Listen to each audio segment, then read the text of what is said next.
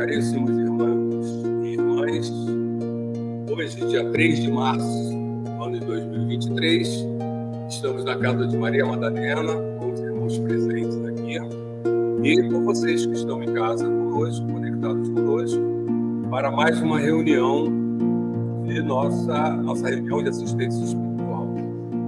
Vejo que já estão conectados conosco Luiz Carlos, Luiz Felipe, primeira vez? Rosana daqui a pouco me diz. João Bosco e a Rejane. Ótimo. Vamos seguindo com a nossa reunião, que é uma reunião de sexta-feira, reunião de assistência espiritual. Reunião na qual nós buscamos nos conectando com a espiritualidade mais elevada, buscar amparo, buscar força e também esclarecimento, para que a gente entenda a nossa caminhada como espíritos, como a vida maior, que é a vida verdadeira, que é a nossa vida de espírito.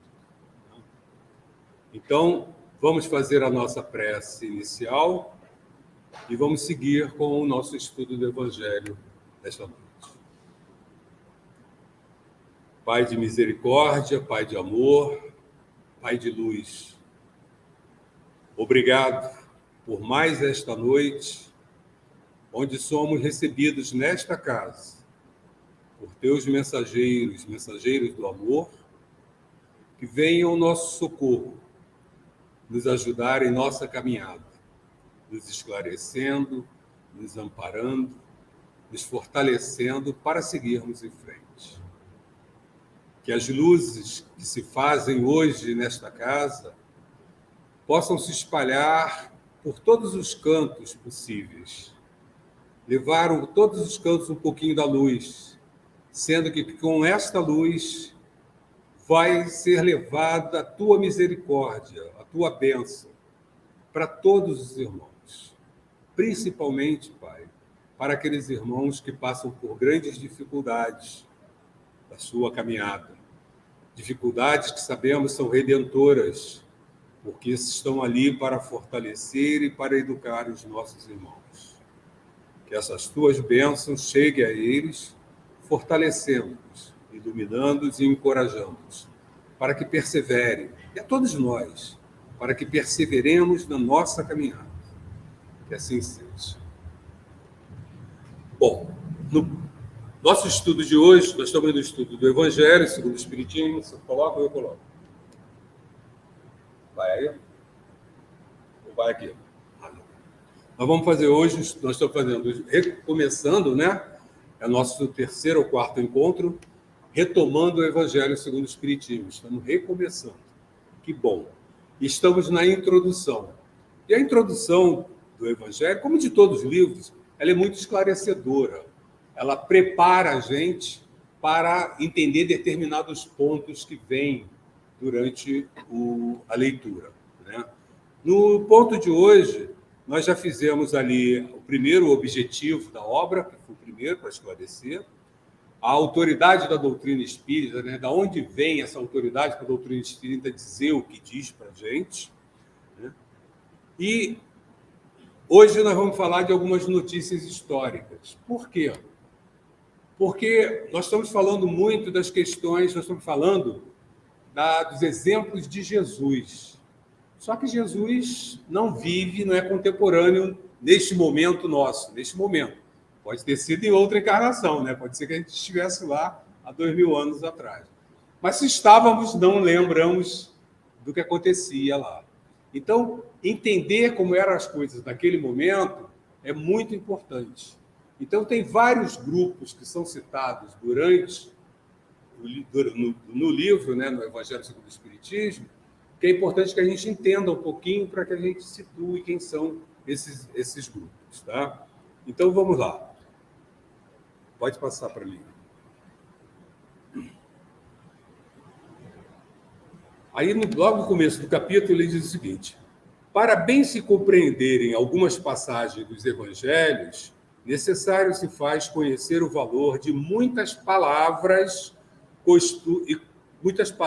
neles frequentemente empregadas e que caracterizam o estado dos costumes e da sociedade judia naquela época, já não tendo para nós o mesmo sentido. Vamos de 2000 anos de diferença, né?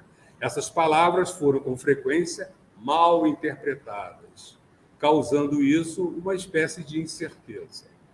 A inteligência da significação delas explica aos demais o verdadeiro sentido de certas máximas que, à primeira vista, parecem singulares.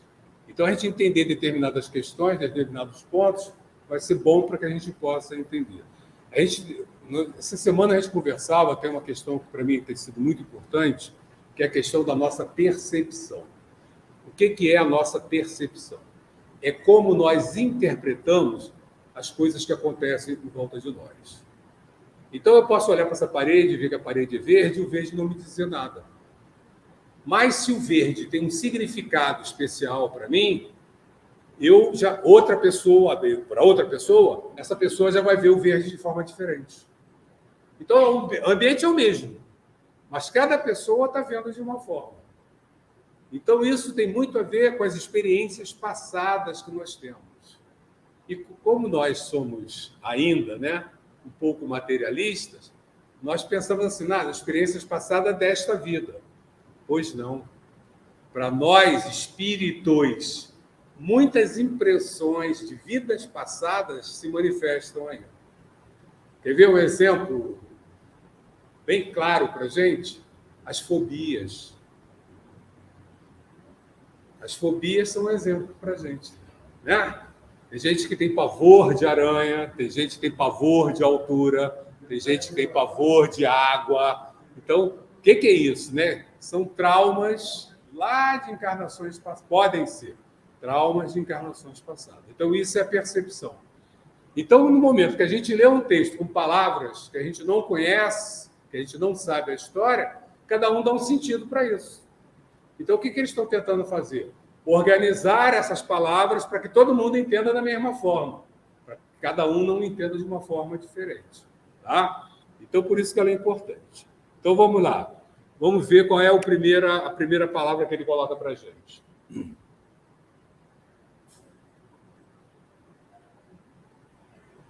Escribas, né? Todo mundo já ouviu falar em escribas, né?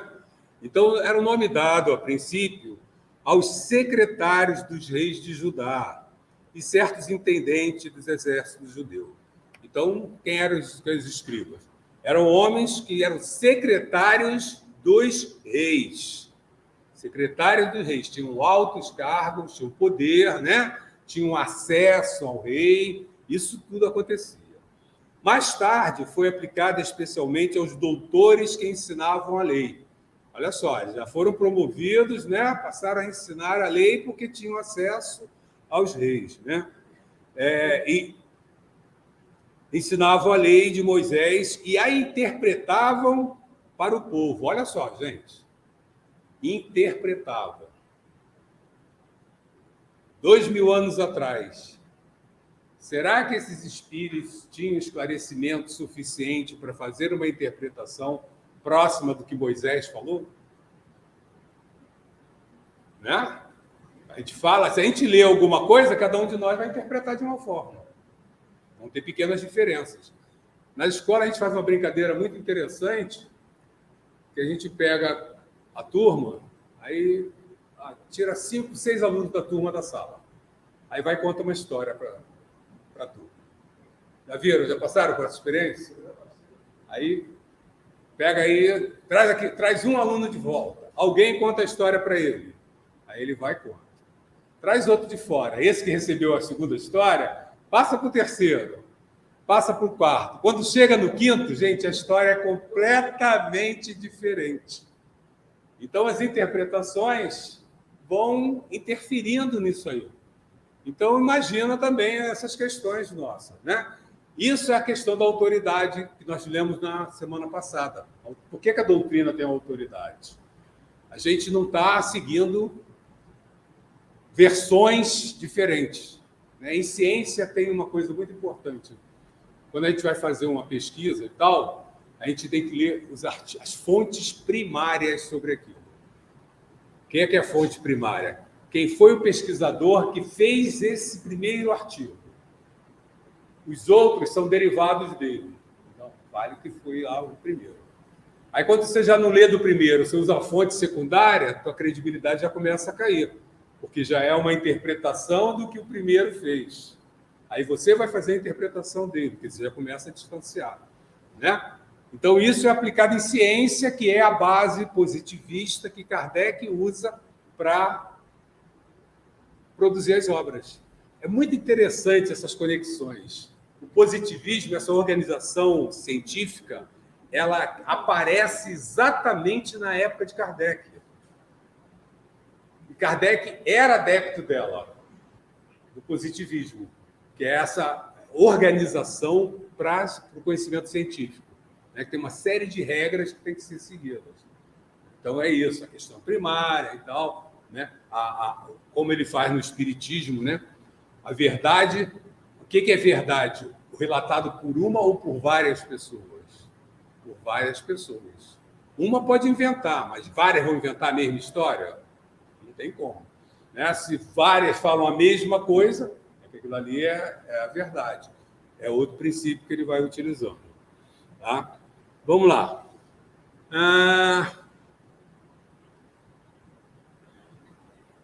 Faziam causa comum com os fariseus, que é um grupinho que a gente vai falar aqui. A gente já sabe que fariseu não é boa coisa, né? Que a gente usa até no pejorativo, né? Ah, é um fariseu e tal, né? Vamos ver na frente quem são os fariseus. De cujos princípios partilhavam. Então, os escribas partilhavam dos mesmos princípios dos fariseus, que a gente já viu que são boas coisas. Vamos ver. Bem como da antipatia que aqueles votavam aos inovadores. Quer dizer, o pessoal que gostava, que não gostava muito deles. Daí envolveu Jesus na reprovação que lançava aos fariseus. Então, Jesus não aprovava os fariseus e também aos escribas. Próximo.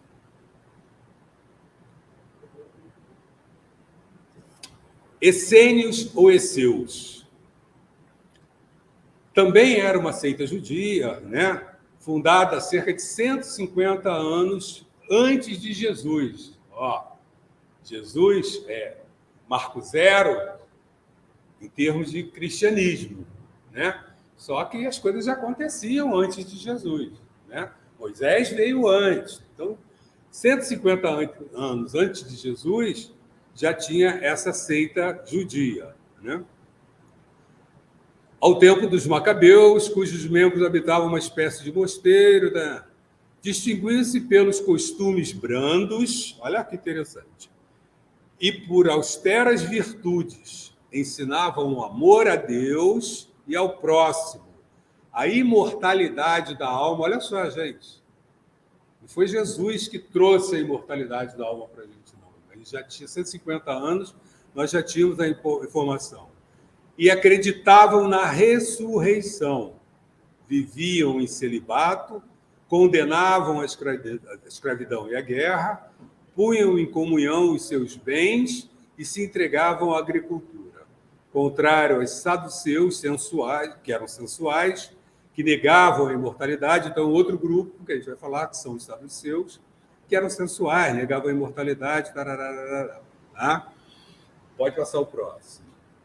Então, os essênios, primeiro que nós vimos foi os escribas, né? Que eram os secretários dos reis, mas já vimos que eles eram parecidos com os fariseus, que era um grupinho que não era legal. Jesus não aprovava os dois. Então, vendo os essênios, que já é um grupo diferente, já tem um comportamento mais próximo do que nós entendemos. Até se fala, não tem prova disso, que a gente vai falar aqui, que Jesus participou desse grupo dos essênios, mas não tem nenhuma confirmação disso, porque já era um comportamento muito parecido com o comportamento de Jesus. Tá? Mas não tem nenhuma comprovação disso. Pode passar o próximo.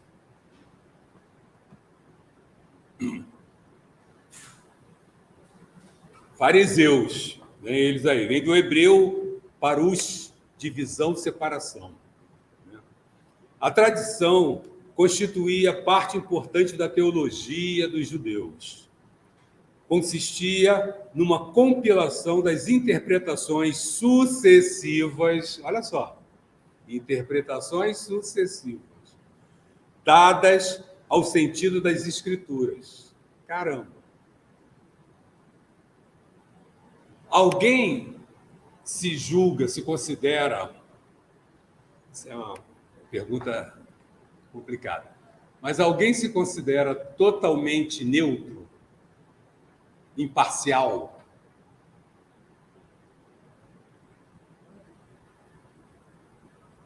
Nós humanos não conseguimos. Nós não somos imparciais. Nós somos impelidos pelos nossos sentimentos, pelos nossos interesses, pelas nossas ideologias, mesmo que esteja clara para a gente. Mas nós somos empurrados por ela. Então, não tem imparcialidade, não existe. Então, toda vez que a gente vai interpretar, vai pesar esse contexto. É muito complicado isso, porque em ciência, um dos princípios é que o cientista ele tem que ser imparcial. Ele vai ver se o resultado vai dar A ou B, ele não pode estar torcendo nem para A nem para B. Ele tem que fazer as coisas para ver o que vai dar. Tem que ser imparcial. O professor tem que ser imparcial. Como é que o professor vai ser imparcial se tem alunos que se afinizam mais com o que ele pensa e tem alunos que não se afinizam com o que ele pensa? Tem alunos que se comportam de forma agradável, tem alunos que se comportam de forma desagradável. Como é que ele vai ser imparcial? Impossível isso. Então, uma das coisas que a gente tem que ter clareza, e aí é a gente deixar de ter esse cinismo. A gente fala coisas, né, assume coisas que a gente sabe que não são verdadeiras. Temos que ser mais claros nessas questões. Então, não tem imparcialidade. Eu tenho um colega de faculdade, professor universitário, que ele dá as provas e ele pede ao aluno para colocar um número na prova. Só o aluno sabe qual é o número que ele colocou na prova. Ele não sabe de quem é a prova. Ele corrige as provas sem saber de quem é. Quem são as provas. Porque ele fala, eu não sou imparcial. Ele assume, eu não sou imparcial. Tem aluno que eu gosto, tem aluno que eu não gosto. E aí, na hora de você ler um texto de um aluno que você não gosta, você já lê, né? Já com má vontade. Daquele que você gosta, fala, não, ele quis dizer isso, tal, né? Aí já vai. Então, ele faz dessa forma. Ele bota número nas provas, olha só. E aí, só depois que ele vai, depois de corrigida, já está com nota e tal, aí que ele vai associar os números às pessoas, para poder fazer o lançamento. Mas ele assume que é imparcial, que é parcial. Né? E nós somos mesmo. Volta. Então, ele está falando aqui das sucessivas interpretações dadas ao sentido das Escrituras e tomadas artigos de dogma. Constituía, entre os doutores, assunto de discussões intermináveis. Lógico, né? Cada um com a sua interpretação vai discutir. Todo mundo se achando doutor, dono da verdade, pronto, ficou difícil. As mais das vezes sobre simples questões de palavras ou de formas, no gênero das disputas teológicas e das sutilezas. Então, quem são os fariseus? Aí termina com uma questão muito importante.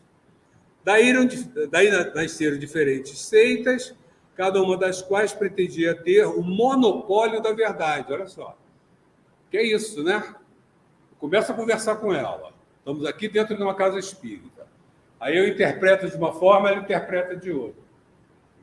Aí nenhum dos dois cede. Então eu vou ali e vou formar a minha igreja. Ela pega, eu vou formar a minha lá, né? Aí nós saímos do mesmo lugar, porque discordamos de um ponto, vamos lá e vamos formar. E se a gente for ver a história, né, o protestantismo é isso, né? Foi a revolta de Tomás de Aquino com o caminho que a igreja tinha tomado. Né? Então, ele vai e sai. Até que, no caso de Tomás de Aquino, ele não estava tão errado. Mas vamos lá. O próximo. Deixa eu ver, acho que tem mais um do fariseu, não tem? Tem.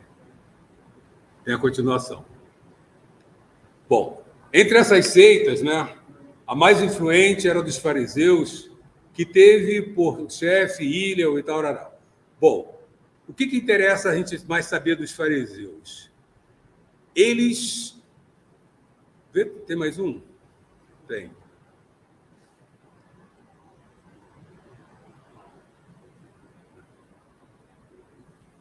Ou seja, os fariseus, eles eram muito preocupados com as aparências externas. Pregavam coisas de altíssima de elevação, elevadas, mas não praticavam. Então, eles falavam, pregavam de forma maravilhosa, mas não falavam. Nós não conseguimos fazer o que falamos. Né? Eu não sou nenhum santo. Mas tem uma diferença. Eu tenho clareza, né? Eu procuro ter clareza do que eu não consigo fazer. E me trabalho para me melhorar. Eles não era essa a preocupação deles. A preocupação deles era simplesmente falar. Agora, na hora de fazer, se entregava ao que podia. Tá? Próximo. Aqui, deixa isso, falta isso para mim. Só que encontrei a frase aqui. Aqui, ó. Pode botar. Da virtude nada possuíam. Acreditavam, ou pelo menos fingiam acreditar na providência, na imortalidade da alma, na eternidade das penas e na ressurreição dos mortos. Jesus, que prezava, sobretudo, a simplicidade e as qualidades da alma, que na lei proferia, o espírito que vivifica a letra, que mata, se aplicou durante toda a sua missão. Então, era isso, eles faziam, né? Aliás, desmascarar a hipocrisia. Eram hipócritas, né? Falavam uma coisa, pregavam uma coisa, diziam que faziam uma coisa, mas não faziam de forma diferente. Tá? Pode botar o próximo. Então, por isso que a expressão, né, a palavra fariseus, quer dizer, é um sinônimo para hipócrita. Né? Nazarenos, nome dado da antiga lei aos judeus que faziam voto ou perpétuo ou temporário de guardar perfeita pureza. Eles se comprometiam a observar a castidade e a abster-se de bebidas alcoólicas e a conservar a cabeleira. Sansão, Samuel, João eram nazarenos. Então, como nós somos materialistas, né, nossa base é materialista, a gente entende que as virtudes estão muito ligadas a questões estéticas. Então, no momento que eu não vou me manter casto, né, não vou manter relações, acho que isso está... Só que, se a gente vai interpretar, a reprodução é lei de quem? De Deus. Então, faz parte da lei de Deus, faz parte da nossa existência. A reprodução. Dentre os animais, o único animal que tem prazer com a relação sexual somos os homens. Nós, humanos, né? Vamos colocar aqui, são homens e mulheres. Né? Os outros animais fazem por instinto, só de reprodução. O nosso não é só por instinto. Mas Deus proíbe a gente de ter prazer? Não. Ele não proíbe a gente de ter prazer. Ele proíbe a gente do quê? Os excessos. Né? Os excessos. Então, se eu vou ter uma vida promíscua, aí é outra coisa. Agora, se eu uso o meu corpo me dando prazer de uma forma natural, de uma forma normal, tudo bem. Faz parte. Tá? Pode tocar. Mais tarde, os judeus deram esse nome aos primeiros cristãos por alusão a Jesus de Nazaré. Então, os primeiros cristãos foram chamados de nazarenos porque vinham de Jesus de Nazaré. Também foi essa a denominação de uma seita herética dos primeiros séculos da era cristã, já da era depois de Cristo, a qual, do mesmo modo que as ebionitas, de quem adotava certos princípios, misturavam as práticas do moisaísmo com os dogmas cristãos. Então, já tinha mistura de conceitos, tá? Os nazarenos. Então, os nazarenos, o que a gente entende? Eles valorizavam, sim, mas nós estavam meio perdidos de como valorizar as virtudes. E aí, utilizava a castidade, não pode consumir bebida alcoólica, tinha uma série de coisas que eram mais... Deixava o cabelo crescer, que eram algumas coisas, o cabelo crescendo não consigo nem ver qual o sentido disso, né? Mas eram práticas que eles adotavam tentando manter uma pureza. Segue.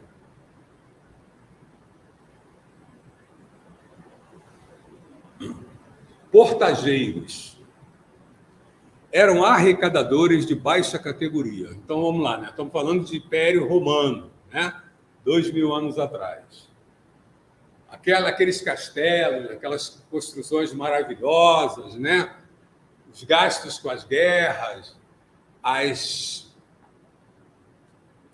a vida boa dos governantes era sustentada por quem? Pelo povo. Né? Igual a hoje, né? Continua sendo a mesma coisa, né? Então, lá, sustentado pelo povo. Então, para que isso acontecesse, eles precisavam ter cobradores. Pessoas que eram incumbidas, pessoas de confiança deles, que eram incumbidas, não eram tão honestas, mas eram de confiança deles, incumbidas de fazer a arrecadação. Os portageiros eram arrecadadores de baixa categoria, ele vai explicar por quê. Incumbido principalmente da cobrança dos direitos de entrada nas cidades, por isso portageiro, né? A entrada das cidades, para entrar na cidade tinha que pagar, né? Paga aqui a tua taxa. Suas funções correspondiam mais ou menos a dos empregados da alfândega e recebedores dos direitos de barreira. Compartilhavam da repulsa que pesava sobre os publicanos, né? Então, também não gostavam dele, como não gostavam dos publicanos. Essa razão porque no Evangelho se depara frequentemente com a palavra publicano, ao lado da expressão gente de má vida. Má vida porque eles cobravam e sempre, nessa cobrança deles, eles eram rígidos com as cobranças. Não que eles quisessem que eles fossem honrar os reis, porque eles também tinham que levar uma parte disso. Então, normalmente, eram indivíduos ricos, porque nessas cobranças sempre sobrava algum para eles. Normalmente faziam parte eram judeus. Eram judeus, mas eles recebiam as incumbências, né? Eram nomeados para ser portageiro. Então, e também, mesmo sendo judeus, o próprio povo interessava a eles. Interessa pouco, interessa quanto eu vou ganhar. Então, eles estavam se dando bem, era o que interessava. Tá? Oi? Era pior do que rachadinha. Próximo. Aí vem os publicanos que ele citou lá, né? De toda a dominação romana, o imposto foi o que os judeus mais dificilmente aceitaram. Então, de tudo que os romanos impunham ao povo judeu, o que os judeus menos aceitavam era a questão dos impostos, né? E quem é que fazia a cobrança? Os publicanos. Então, eles faziam as cobranças. Aqueles eram portageiros, que ele falou, de baixa categoria, porque ficava lá só nas portas das cidades cobrando. Os publicanos, não. Iam nas fazendas, iam nas plantações, iam em todos os locais cobrar as taxas por isso, e eram judeus também, né? Então, cobravam do próprio povo. Não interessava se era o povo deles ou não. Estavam a fim de fazer. Os judeus de destaque consideravam um comprometimento ter com eles intimidade. Então, era o pessoal do povo judeu não queria nem manter relacionamento nenhum com eles, tal a condição deles. Pode passar. Saduceus, já foi citado, né? É uma seita judia que se formou por volta... Agora, olha essa, aquela foi 150 anos, né? Essa foi quase 250 anos antes de Cristo, e cujo nome lhe veio de Sadoc, seu fundador. não criam na imortalidade, não acreditavam na imortalidade, nem na ressurreição, nem dos anjos bons, nem dos maus. Entretanto, criam em Deus, entretanto, acreditavam em Deus. Nada, porém, esperando após a morte. Então, era a vida material. Acabou. Acreditavam em Deus, mas não acreditavam em imortalidade. Só o serviam tendo em vista recompensas temporais. Então, aquilo, né? Vou fazer agora, eu vou receber agora, pronto, e está feito. Né? Assim pensando, tinham a satisfação dos sentidos tísicos, por objetivo essencial da vida, né? Os prazeres do corpo. Quanto às escrituras, atinham-se ao texto da lei antiga. Não admitiam a tradição nem interpretações quaisquer. Colocavam as boas obras e a observância pura e simples da lei acima das práticas exteriores. Então, tinha que conhecer a lei, agora praticar era de menos. Tá? Então, aí nós temos mais um grupo. Seita pouco numerosa, mas que contava em seu seio importantes personagens e se tornou um partido político oposto constantemente aos fariseus. Então, ele brigava com os fariseus, né?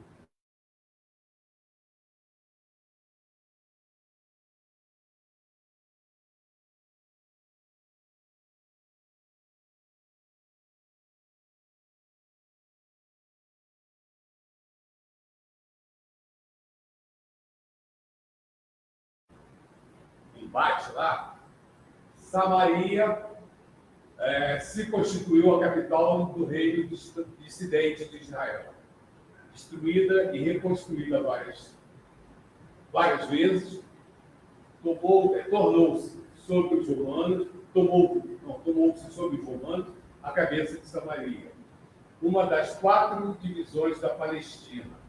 Herodes, chamado Grande, a embelezou de suntuosos monumentos e, para lisonjear Augusto, lhe deu o nome de Augusto, em grego, Sabaste. Os samaritanos estiveram quase constantemente em guerra com os reis de Judá. A versão profunda, datando de épocas da separação, perpetuou-se e voltou. Vou abrir o meu aqui até para eu... Perpetuou-se entre os dois povos que evitavam todas as relações recíprocas. Aqueles para tomarem maior acisão, vê o próximo. Rejeitavam todos os outros livros.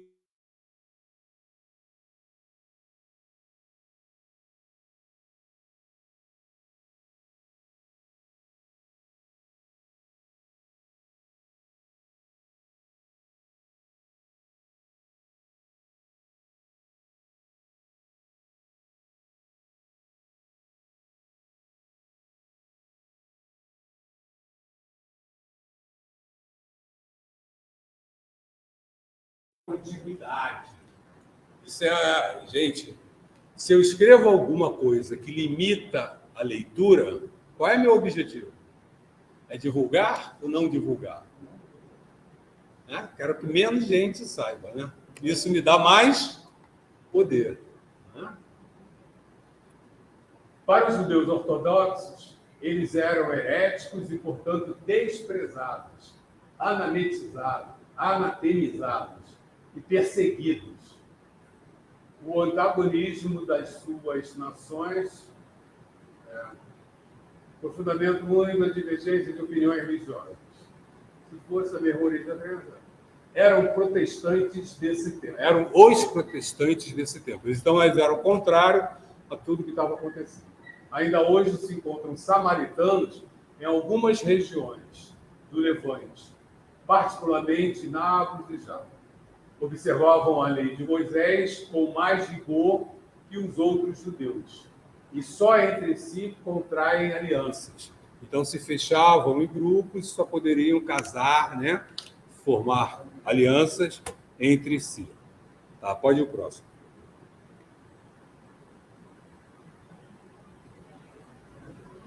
Sinagoga. É engraçado que eu não me lembrava de ter lido sobre sinagoga, nunca não me lembrava. Um único templo havia na Judéia, o de Salomão, em Jerusalém, onde se celebravam as grandes cerimônias de culto. Os judeus, todos os anos, lá iam em peregrinação para as festas principais, como as da Páscoa, da dedicação e dos tabernáculos. Por ocasião dessas festas é que Jesus também costumava ir lá.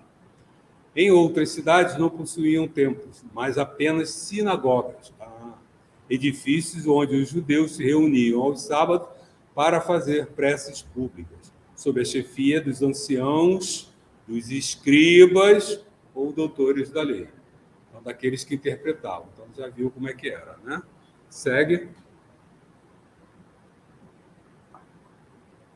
Nelas, nas reuniões, também se realizava a leitura dos livros sagrados, seguida de explicações e comentários, atividades das quais qualquer pessoa podia participar. Por isso é que Jesus, sem ser sacerdote, ensinava aos sábados nas sinagogas. Desde a ruína de Jerusalém e a dispersão dos judeus, as sinagogas nas cidades por eles habitadas servem de templo para a celebração dos cultos. Tá? Então, eram os judeus que seguiam, mas seguiam orientações já deturpadas. Terapeutas, né? Eram sectários judeus contemporâneos do Cristo, estabelecidos principalmente em Alexandria, no Egito. Tinham muita relação com os essênios, cujos princípios adotavam, aplicando-se como esses últimos à prática de todas as virtudes. Eram de extrema frugalidade na alimentação.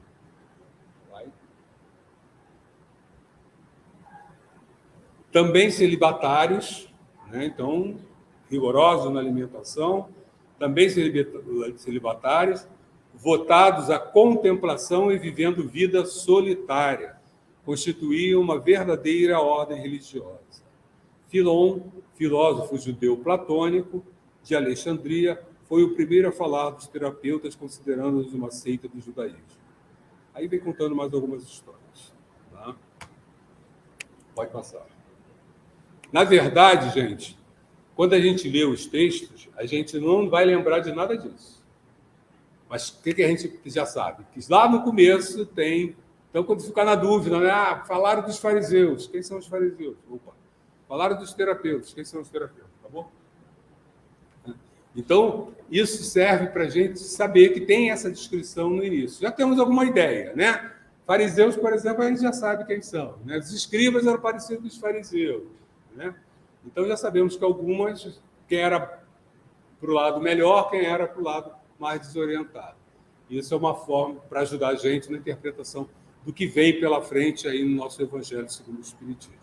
Bom, então vamos prosseguir com a nossa reunião. Agora cantando. Vamos cantar o quê agora? São Francisco? Vamos cantar o hino São Francisco? Oi? São Francisco, né? Senhor, os médicos podem vir para a mesa.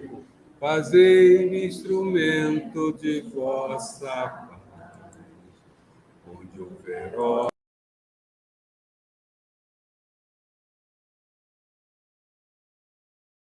perdão, onde houver discórdia que o leve ao mundo, onde houver dúvidas que nega, onde houver que é a verdade, que houver esperança, onde houver tristezas que eu leve a alegria, onde houver trevas que eu leve a luz.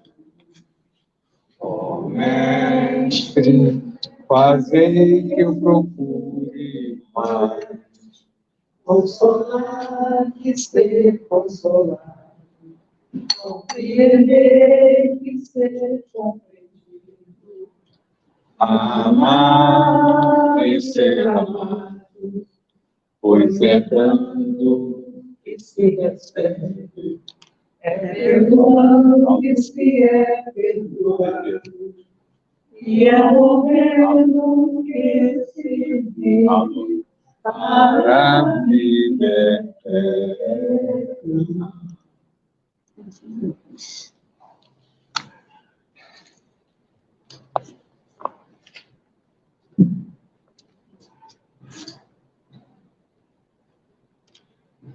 Pai nosso que estais no céu, santificado seja o vosso nome. Venha a nós o vosso reino. Seja feita a vossa vontade, assim na terra como no céu. Pão nosso de cada dia nos dai hoje. Perdoai as nossas dívidas, assim como nós perdoamos ou buscamos perdoar os nossos devedores. Não nos deixe cair em tentação, mas livra-nos dos males. Glória a Deus, que assim seja. Ave Maria, cheia de graça, o Senhor é convosco. Bendita sois vós entre as mulheres, e bendito é o fruto do vosso ventre, menino Jesus. Santa Maria, Mãe de Jesus, rogai por nós, agora e na hora do nosso desenlace. Que assim seja. Agradecemos a participação, a presença das falanges mensageiras do amor, que se reúnem nesta noite, nesta casa, para nos trazer conforto, luz, esclarecimento, amparo, forças para a nossa caminhada. Agradecemos ao trabalho dessas falanges, no recolhimento, no acolhimento dos irmãos desviados, que são recolhidos nas redondezas da nossa casa e trazidos para tratamento aqui. A essas falanges, cujo trabalho incansável permite que muitos irmãos sejam resgatados, agradecemos esse amparo, essa energia, essa luz. Que possamos, na noite de hoje, com as nossas vibrações, encaminhar energias de amparo para esses irmãos, para que eles sejam acolhidos, possam se reequilibrar e prosseguir em suas caminhadas. Que assim seja. Vamos fazer uma irradiação para os nossos lares. Vamos fazer, juntamente com a prece de Cáritas, iniciar com a prece de Cáritas essa irradiação. Deus, nosso Pai, sois poder e bondade. Dai força àqueles que passam pela aprovação. Dai luz àquele que procura a verdade. Ponde no coração do homem a compaixão e a caridade. Deus, dai ao viajero a estrela guia, ao aflito a consolação, ao doente o repouso. Pai, dai ao culpado arrependimento, ao espírito a verdade, à criança o guia, ao órfão o Pai. Senhor, que a vossa bondade se estenda sobre tudo o que criaste. Piedade, Senhor, para aqueles que não o conhecem, esperança para aqueles que sofrem. Que a vossa bondade permita aos espíritos consoladores derramarem por toda parte a paz, a esperança e a fé. Deus, um raio, uma centelha do vosso amor pode iluminar a terra. Deixai-nos beber nas fontes dessa bondade fecunda e infinita. Todas as lágrimas secarão, todas as dores se acalmarão. Um só coração, um só pensamento subirá até vós como um grito de reconhecimento de amor. Como Moisés sobre a montanha, nós vos esperamos com os braços abertos. Ó bondade, ó beleza, ó perfeição, e queremos de alguma sorte merecer a vossa misericórdia. Deus, dai-nos forças, ajudai ao nosso progresso a fim de subirmos até vós. Dai-nos a caridade pura, a humildade, dai-nos a fé e a razão. Dai-nos a simplicidade que fará de nossas almas o espelho onde se refletirá a vossa divina imagem. Assim seja, graças a Deus. Com essa prece, pedimos ao nosso Pai que abençoe o nosso planeta, levando a todos os cantos esta bênção, com a sua misericórdia, apaziguando aqueles que se encontram em desequilíbrio, iluminando seus corações, suas mentes, acolhendo aqueles que passam por momentos difíceis, por sofrimentos, levando a eles a sua ternura, seu acolhimento, seu aconchego, para que por todos juntos possamos nos reequilibrar, nos fortalecer e prosseguirmos na caminhada para a nossa elevação. Que essas bênçãos que descem sobre o nosso planeta através de uma luz azul muito intensa possa entrar em todos os lares, ocupar todos os espaços, todos os cômodos, de forma a extinguir todos os miasmas, todas as energias negativas, fruto dos nossos pensamentos e atos na semana que se passou. Que nosso ambiente familiar, que nosso lar, sem essas energias, possa permitir que nós busquemos forças para trazer, para fortalecer o amor em nossos lares. O amor para com os nossos familiares, para com os nossos vizinhos, para com os nossos irmãos. Que assim seja, graças a Deus. Vamos prosseguir com a prece da irmã Giovana, se eu conseguir ligar o microfone. Glória a Deus nas alturas, paz na terra, toda a humanidade. Jesus, bom e amado Mestre, sustenta os teus humildes irmãos pecadores nesta luta deste mundo. Anjo bendito do Senhor, abre sobre nós as tuas brancas asas e abriga-nos do mal. Levanta os nossos espíritos à majestade do teu reino e infunde todos os nossos sentidos à luz do teu imenso amor. Jesus, pela tua sagrada paixão, pelos teus martírios na cruz, dá a esses que se acham ligados ao pesado fardo da matéria a orientação perfeita no caminho da virtude, único pelo qual podemos te encontrar. Jesus, faz a eles misericórdia aos nossos inimigos. Recebe no teu seio bendito a prece dos últimos dos teus servos. Bendita estrela, farol das imortais falanges, purifica-nos com teus raios divinos. Lava-nos de todas as culpas e atrai-nos para junto do teu seio, santuário bendito de todos os amores. Se o mundo, com seus erros, paixões e ódios, alastra o caminho de espios, escurecendo os nossos horizontes com as trevas do pecado, rebrilha mais com a tua misericórdia, para que, seguros e apoiados no Santo Evangelho, possamos trilhar e vencer as escabrosidades dos caminhos e chegar às moradas do teu reino. Amigo da estrela, farol dos pecadores e dos justos, abre teu seio divino e recebe nesse instante a nossa prece pelo nosso Brasil, pela humanidade inteira. Que assim seja, graças a Deus. Graças a Deus. Vamos cantar o hino a Sheila, pedindo a ela que, com a sua coordenação, possamos receber da espiritualidade presente o passe de sustentação na nossa caminhada, o passe de acolhimento aos irmãos que possamos ter trazido, o passe que nos alimente para os dias que virão.